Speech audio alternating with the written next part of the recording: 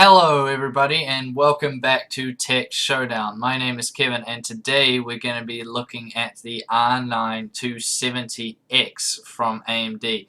And this showdown specifically is going to be looking at Sapphire's Toxic 270X against Gigabyte's Windforce 270X. So these cards are quite similar, obviously the same GPU and all that, and it's the 28nm pit current or Curacell GPU. They go by two different names.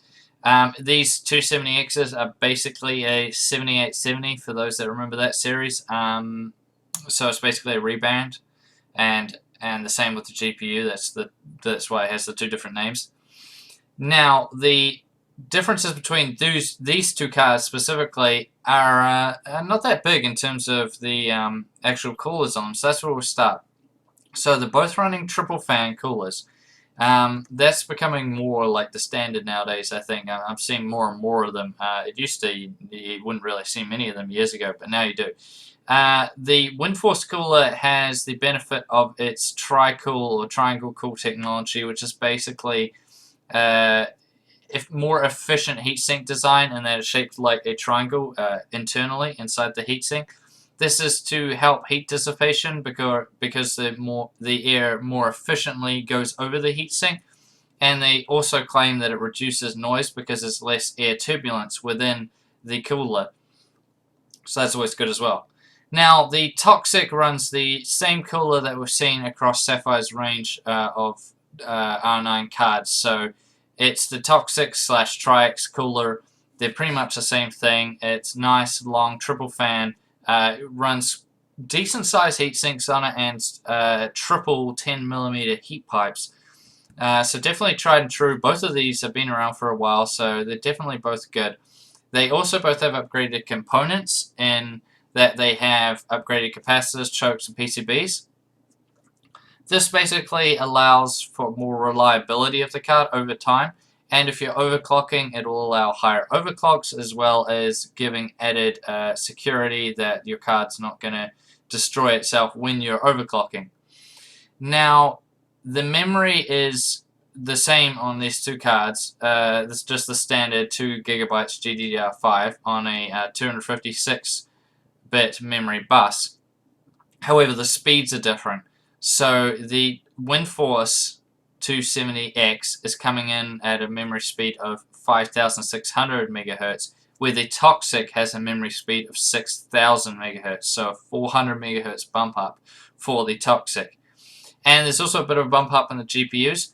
The Toxic's coming in at 1150 MHz on boost, whereas the Windforce is coming in at 1100 MHz on boost on the GPU. Now, there's a bit of a difference in size, but they're relatively similar. The Windforce is 297mm long to the Toxic's 308mm long. The Windforce is 132mm wide compared to the 113mm wide of the Toxic. And the Windforce has got a height of 43mm and to the Toxic's height of 41mm. So basically what this means is that they're both quite long cards. The Toxic is slightly longer, but the Windforce is slightly fatter. In general, you'll probably need to check if these will clear. Most mid-towers, the smaller mid-towers, you'll probably need to remove a hard drive cage to be able to fit it. Otherwise, if it's quite a larger mid-tower, then I should be able to just get away with it. It just depends, so look at the sizing and compatibility before you purchase these cards to make sure it's going to actually fit in the case that you've got. Now, the Toxic also has dual BIOS, which is good for Windows 8 users for fast booting. LED lighting on the Sapphire logo, so that lights up yellow, which looks good. And a backplate. And just in general, throwing it out there, changing these two cards, installing them and taking them out, the Toxic felt a lot more sturdy and well built. That's not just the backplate, just in general the cooler in that, it just felt a lot better than the Windforce. And the backplate will also help with the graphics card droop. So what that is after a while the graphics card being held in at one end, and obviously with the PCI slot, it tends to droop on the end furthest away from the PCI slots, that outer corner, where you plug in the 6-pin. These are dual 6-pin power adapters, and that can droop down. Now, a backplate helps add some rigidity to the card to stop that. But this Windforce 270X, as soon as I installed it, I could notice a bit of droop, which you only tend to notice over time with other ones.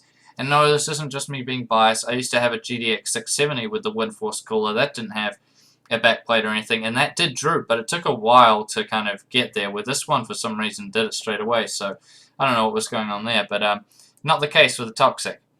Anyways, let's get into the benchmark. So up first is Furmark. So this is 1080p, 4 times MSA. I'm going to run this for 15 minutes. Now, the Toxic 270X scored 17 frames per second average. The Windforce 270X scored 16 frames per second average, so 1 frame better there for the Toxic.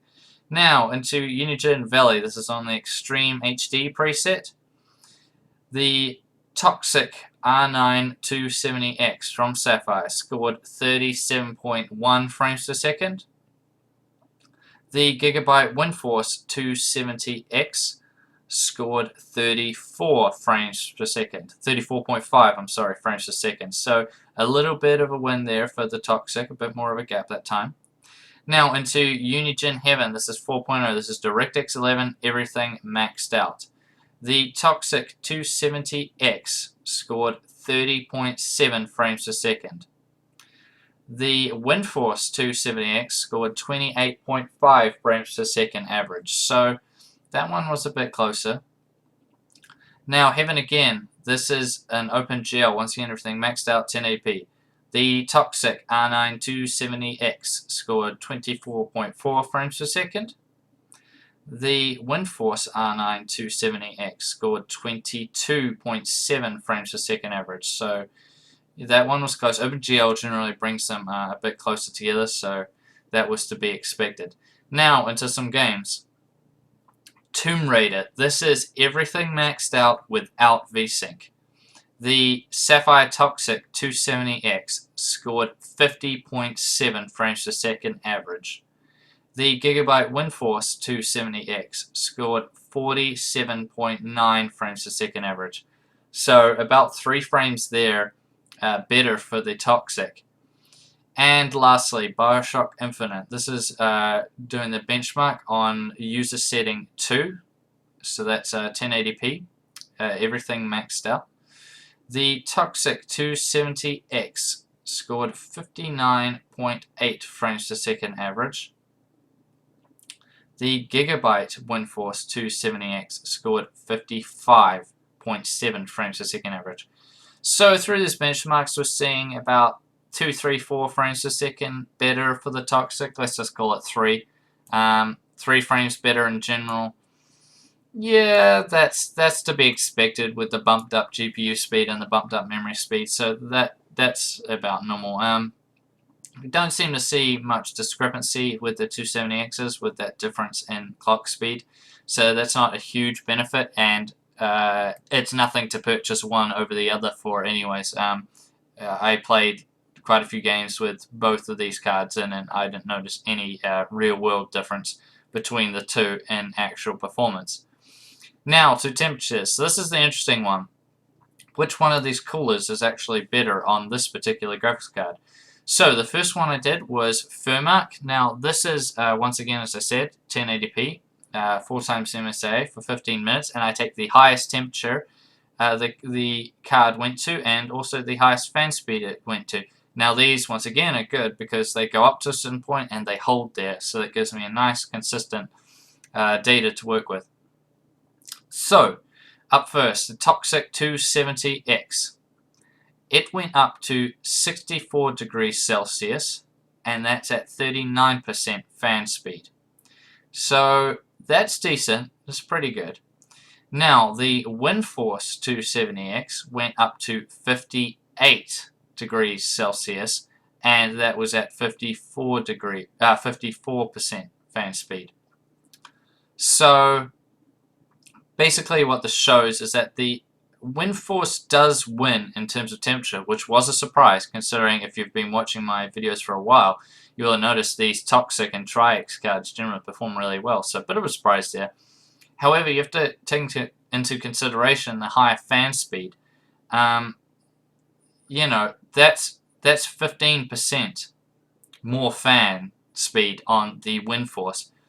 And I believe, I didn't test this, but I believe if you set the Toxic 270X for the same fan speed, so you set both of them, say, 54% fan speed, you'd see about the same temperatures. So I can't really give this one either way. I think it's just more of what the manufacturers have gone with in terms of their default fan curves, and that Gigabyte's thought process was more that we want better cooling efficiency and slightly higher fan speed, which means slightly more fan noise, whereas Sapphire's one was to bump down, and Sapphire cards in general, these Tri-X ones, have very conservative fan speeds, so default fan speeds, that is, they're always quite low.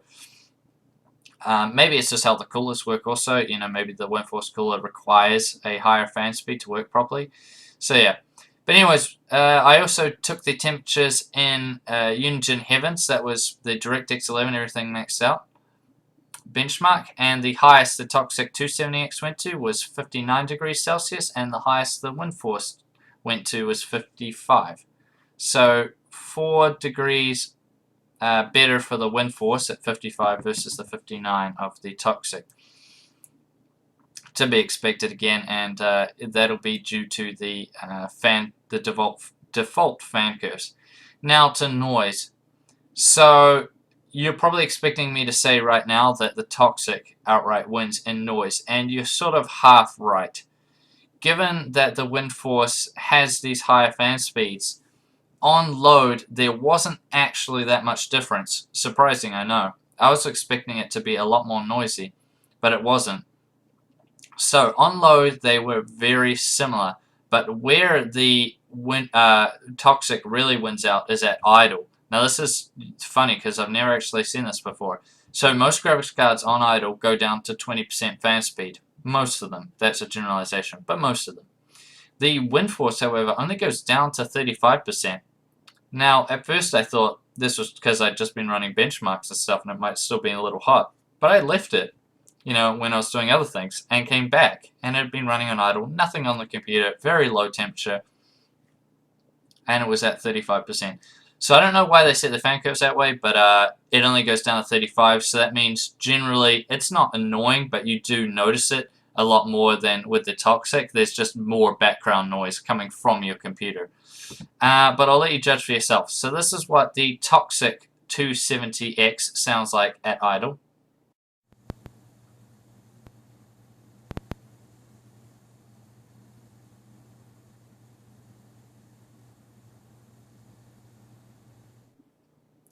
And this is what the Windforce 270X sounds like at idle.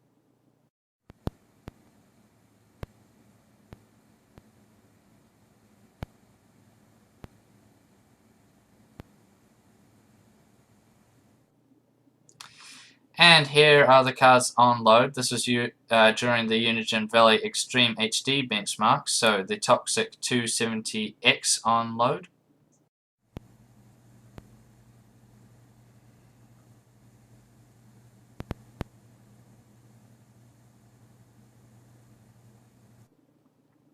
And the Windforce 270X on load.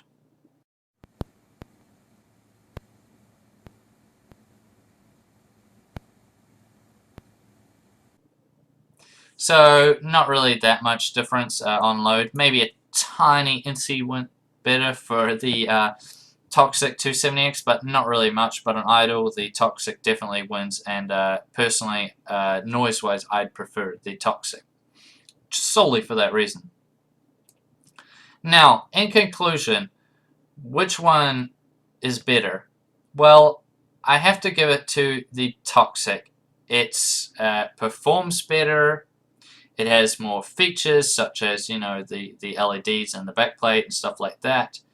It's they'd be about the same in terms of temperatures if you set the fan curves the same, but those temperatures aren't high anyway, so that's and anyone overclocking is going to run a custom fan curve, so they basically run the same temperature, and if you're not overclocking, it doesn't even matter anyway because they don't even get that hot. And it beats it in noise. On load, they're about the same, but obviously on idle, it's a lot quieter, in my opinion. So the Toxic pretty much wins through and through. However, in New Zealand, the Windforce is slightly cheaper, on average by about $30, I think, New Zealand, which is about, I don't know, US, about $20, $25. And obviously this is going to be different where you live. So you have to toss that up. Is the Windforce a bad card? By no means is it a bad card. It's a great 270X. And the 270Xs in general impress me with very good price to performance.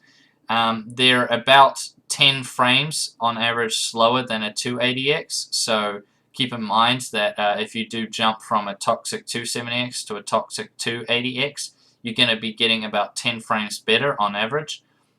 With different games, obviously that might be larger or smaller. But the Windforce is still very good, and it would depend on the pricing. If these cards are priced exactly the same where you live, then hands down buy the Toxic. If there's, say, $20, $30 difference like there is in New Zealand, I'd still say buy the Toxic because you're just getting a much better card. If it's more than that, say $40, $50, and depending on your currency, stuff like that, then I'd start being like, it's probably not going to be worth it. I'd say go for the Windforce then. It's up to you, the consumers, to decide this, but that's what I would say personally. I would do between these two cards. Now, I hope you enjoyed this video. I hope it was educational. I had a lot of fun with these, and I'll see you guys next time on Tech Showdown.